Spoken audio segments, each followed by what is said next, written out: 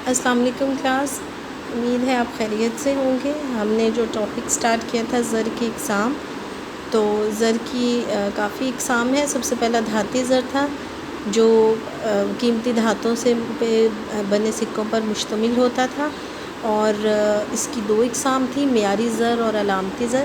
معیاری زر ایسا ہوتا ہے جس کی ظاہری اور حقیقی قدر و قیمت آپس میں برابر ہوتی ہے، یعنی کہ اگر اس کے اوپر لکھا ہے کہ وہ 5 روپے کا سکہ ہے تو اس کے اندر مٹیریل بھی 5 روپے کا ہی ہوگا، استعمال ہوا ہوگا۔ علامتی زر سے مراد یہ ہوتا ہے کہ علامتی زر میں اس کی ظاہری قیمت اس کی حقیقی قیمت سے کہیں زیادہ ہوتی ہے۔ جیسے کہ اگر ہم بات کریں پاکستان میں جو 10 روپے کا سکہ ہے یا کرنسی نوٹ ہے، لیکن ابھی ہم سکے کی بات کر رہے ہیں چونکہ ہم دھاتی زر کی بات کر رہے ہیں، تو اگر ہم سکے کی بات کرتے ہیں تو 10 روپے کے سکے میں بمشکل 1 روپے کا مٹیریل ہوگا، تو وہ علامتی زر ہوتا ہے کہ صرف علامت کے طور پہ استعمال کیا گیا ہے۔ پھر ہمارے پاس سیکنڈ ون آگے ہے کاغذی زر۔ کاغذی زر جو حکومت یا مرکزی بینک جاری کرتی ہے، پاکستان میں مرکزی بینک جاری کرتا ہے کاغذی جو نوٹ ہے، کرنسی نوٹ۔ ان کی بھی دو اقسام ہوتی ہیں، بدل پذیر کاغذی زر اور غیر بدل پذیر کاغذی زر۔ اور بدل پذیر کاغذی زر وہ ہوتا ہے جسے حکومت سونا یا چاندی میں بدلنے کا پابند ہوتا ہے، اور غیر بدل پذیر کاغذی زر وہ ہوتا ہے جسے بدلنے کا پابند نہیں ہوتا۔ قانونی زر سے مراد وہ ہوتا ہے جسے قرضوں کی ادائیگی کے لیے استعمال کیا جاتا ہے، یعنی کہ جو حکومت کا جاری کیا جو اجرا کیا ہوا زر ہوتا ہے اور اس کو لینے سے انکار کرنے والا جرم کرتا ہے۔ اس کی دو اقسام ہیں، محدود قانونی زر کہ آپ جو ہے وہ زر کی جو سب سے چھوٹی اکائیاں ہیں، یعنی کہ 1 روپے یا 2 روپے کو آپ محدود حد تک دے سکتے ہیں، اس سے زیادہ نہیں دے سکتے۔ اور غیر محدود قانونی زر ہے کہ 5 روپے سے آنورڈ جتنے بھی نوٹ ہیں آپ ان کو بہت بڑی ادائیگی کے لیے بھی استعمال کر سکتے ہیں۔ نیکسٹ ہے ہمارے پاس اعتباری زر۔ اعتباری زر ہم نے دیکھا کہ جو قرض خواہ اور قرض دار کے درمیان بھروسے یا اعتبار کی بنیاد پر گردش کرتا ہے، اور یہ چیک، ہنڈیاں، ڈرافٹ اور یہ اس پے آرڈر وغیرہ پر مشتمل ہوتا ہے، اور یہ ایک بہت ہی آسان طریقہ ہے۔ پانچواں ہمارے پاس آ گیا قریبی زر۔ قریبی زر کو فوری طور پر اعلیٰ تبادلہ کے طور پر استعمال نہیں کیا جا سکتا، اور یہ قانونی زر کی طرح کرنسی نوٹ یا سکوں پر مشتمل نہیں ہوتا، بلکہ یہ بینکوں کی جاری کردہ امانتیں، ہنڈیاں، سرکاری حصے، بچت سرٹیفکیٹس، ڈاک خانے کے سرٹیفکیٹس، بانڈز، کفالتوں وغیرہ پر مشتمل ہوتا ہے۔ اس کو قریبی زر ہم اس لیے کہتے ہیں کیونکہ یہ زر کے بہت قریب ہوتا ہے، اور اکثر اوقات یہ زر کا کام بھی سر انجام دیتے ہیں۔ آپ کبھی دیکھیں، آپ نے اپنے فادر کی بات سنی ہو یا کبھی ایسا آبزرویشن میں آیا ہو کہ اکثر لوگ انہیں بانڈز وغیرہ دے دیتے ہیں، یہ جو پرائز بانڈز وغیرہ ہوتے ہیں، تو کبھی کبھی یہ ایز اے زر بھی کام کرتا ہے۔ اور قریبی زر اسے کہتے ہیں کہ یہ زر کی بڑی قریبی ترین شکل ہے، اس کو آپ فوری طور پہ کیش کروا کے کر سکتے ہیں۔ جتنے بھی چیک اور یہ وہ چیزیں، اس کے لیے یہ ضروری ہے کہ آپ کے اکاؤنٹ میں پیسے ہونے چاہیے اور وہ ساری ڈیٹیل ہونی چاہیے، لیکن اس میں آپ جائیں گے اور آپ اپنے بانڈز وغیرہ سرٹیفکیٹس کیش کروا لیں گے۔ میعادی امانتیں چونکہ وقت سے پہلے نہیں نکلوائی جا سکتی، کچھ ایسی امانتیں ہوتی ہیں جو ہم کہتے ہیں کہ ہم 1 سال بعد نکلوائیں گے یا 2 سال بعد نکلوائیں گے یا 5 سال بعد نکلوائیں گے، وہ سیونگ ہوتی ہیں ہماری۔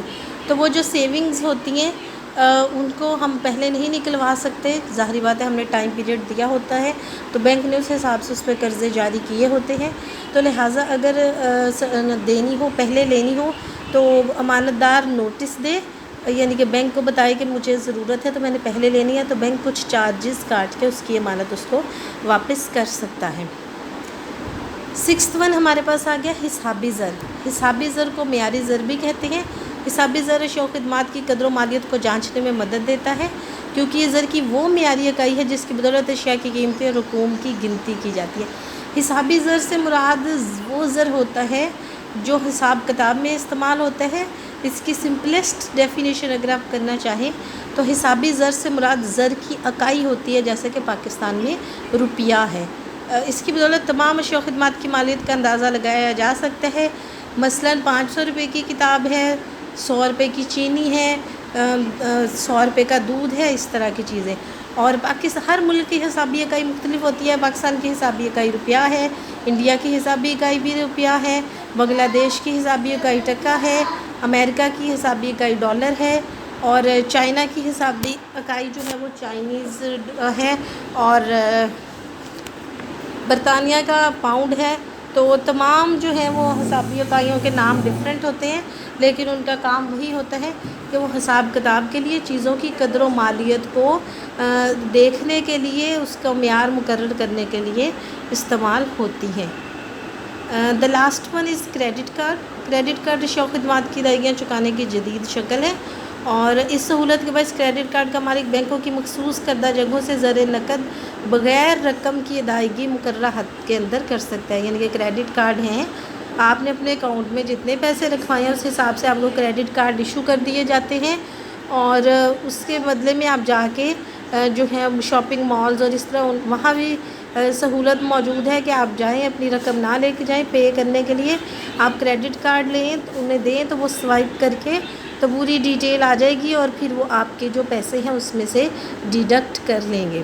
اس میں آپ کو کرنسی ساتھ لے کے جانے کی ضرورت نہیں ہے، آپ کریڈٹ کارڈ لے کے جائیں اور انہیں پے کریں، تو پے کرنے کے بعد وہ آپ کو جو ہے وہ آپ کے اکاؤنٹ سے وہ ڈیڈکٹ ہو جاتی ہے۔ اور فروخت کار اپنی اشیاء خدمات کی قیمتیں بینکوں سے وصول کر رہے تھے، جبکہ کریڈٹ کارڈ ہولڈر کو یہ رقم سود سمیت بینکوں کو واپس لوٹانا پڑتی ہے۔ اب خریدار انٹرنیٹ کے ذریعے کریڈٹ کارڈ استعمال کر کے اشیاء و خدمات حاصل کر رہے ہیں۔ اس وقت دنیا کے بہت سے ممالک میں کاغذی زر کی جگہ کریڈٹ کارڈ استعمال ہو رہا ہے۔ یہ ایک بہت ہی آسان طریقہ ہے اور سیف طریقہ ہے، تو لوگ اس کو زیادہ ٹرسٹ کرتے ہیں۔ اب ہے ہمارے پاس اعتباری زر کے آلات۔ اعتباری زر کے درج ذیل آلات ہیں۔ سب سے پہلے ہے کتابی حساب۔ اعتباری زر کی یہ قسم عام اور سادہ نوعیت کی ہوتی ہے۔ لوگ گلی محلوں میں دکانداروں سے ادھار اشیاء و خدمات خرید لیتے ہیں۔ سمپل سی چیز ہے کہ اعتباری زر ہم نے دیکھا کہ جو اعتبار اور بھروسے کی بنیاد پر گردش کرتا ہے، تو اعتباری زر کی بہت ساری ہو سکتا ہے، یعنی کہ آپ ایک دوسرے کو جو قرض دیتے ہیں وہ بھی اس میں آ سکتے ہیں۔ تو اعتباری زر جو ہے اعتبار اور بھروسے کی بنیاد پر جو زر ادھر ادھر آپ دیتے ہیں یا لیتے ہیں وہ کن کن شکلوں میں ہو سکتا ہے؟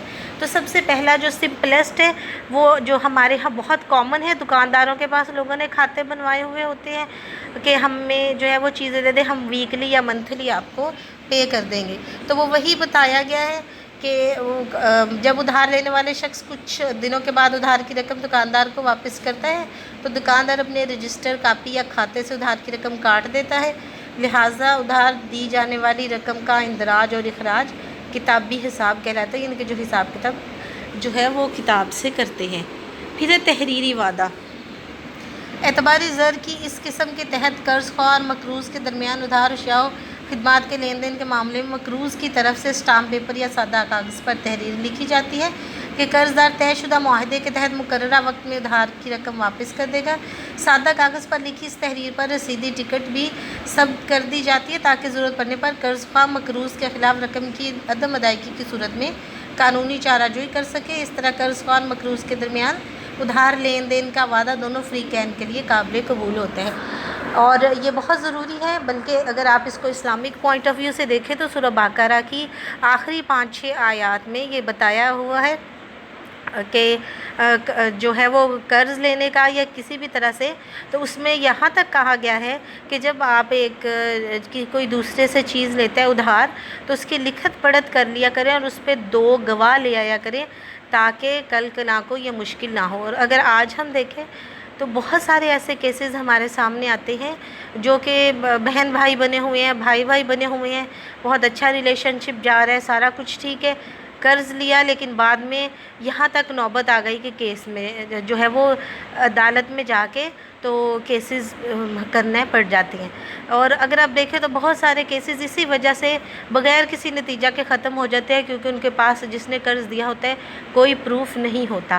تو لہٰذا یہ ایک بہترین قسم ہے کہ اگر آپ کسی کو قرض دے رہی ہیں یا آپ لے رہی ہیں تو بہتر یہی ہے کہ آپ اس کو اسٹیمپ پیپر پہ تحریر کریں تاکہ جو ہے وہ وقت ضرورت اگر مشکل ہو تو کام آئے۔ اب اس کے بعد ہمارے پاس آ جاتے ہیں چیک۔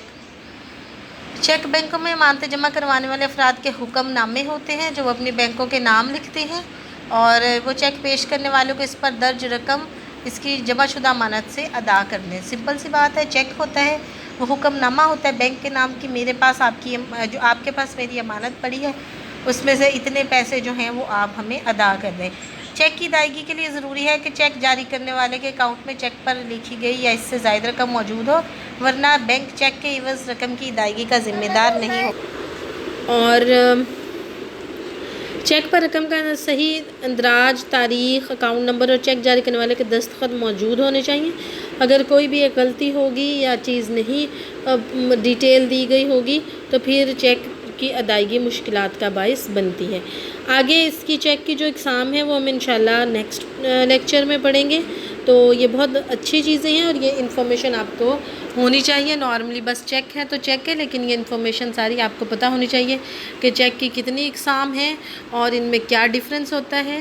اور جو ایک سمپل چیک ہے وہ یہی نہیں ہوتا کہ بس جو تمام چیک ایک جیسے ہوتے ہیں، ہر چیک کی ڈیٹیل جو ہے وہ ڈیفرنٹ ہوتی ہے۔ تو آپ نے اس کو بہت اچھے طریقے سے کرنا ہے اور کریں اور اس کو یاد کریں، اور پھر آپ مجھے لکھ کے بتائیں کہ آپ کو کون سی چیز کیا سمجھ آیا ہے، اور جو چیز نہیں سمجھ آتی کائنڈلی آپ مینشن کیا کریں تاکہ ہم اس کو دوبارہ کر لیں یا اس کو میں اس پوائنٹ کو آپ کو کلیئر کر دوں، تاکہ آپ جب اس کو نیکسٹ پڑھیں تو آپ کو کوئی مشکل پیش نہ آئے۔ ٹھیک ہے، آج کے لیے اتنا ہی، انشاءاللہ پھر باقی ہم کریں گے۔ اللہ حافظ۔